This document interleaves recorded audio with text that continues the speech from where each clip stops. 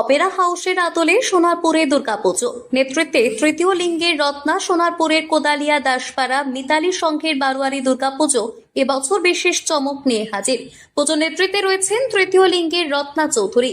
তিনি শুধু নামেই নন, বাস্তবে নিজে উপস্থিত থেকে খতিয়ে দেখছেন প্রতিটি কাজ। পুজো কমিটির চেয়ারম্যান হিসেবে রত্নার এই ভূমিকা ইতিমধ্যে এলাকায় প্রশংসিত হয়েছে। সবাইকে নমস্কার। এই পুজোর সাথে আমার নাম হলো রত্না চৌধুরী, আর আমি এই পুজো কমিটির চেয়ারম্যান। এই পুজোতে আমি আজকে 2 বছর যাবৎ আছি দাসপাড়া কোদালিয়া মিতালি সঙ্গেতে।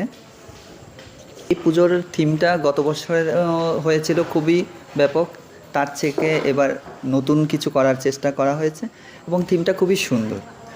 বেত এবং কাঠের কারুকাজ দিয়ে ফুটিয়ে তোলা হচ্ছে মায়ের মন্দির, আর থিম দেখার পরেই সবাই বুঝতে পারবে এবং খুবই সুন্দর একটা থিম করা হচ্ছে।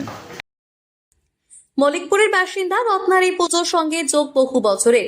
এবারের থিমে আছে বিদেশি ছোঁয়া। ফ্রান্সের বিশ্বখ্যাত স্থাপত্য প্যারিসের অপেরা হাউস। প্রায় 4 মাস আগে থেকেই শুরু হয়েছে প্যান্ডেল তৈরির কাজ। এক টানা বৃষ্টিতেও কাজ থেমে থাকেনি।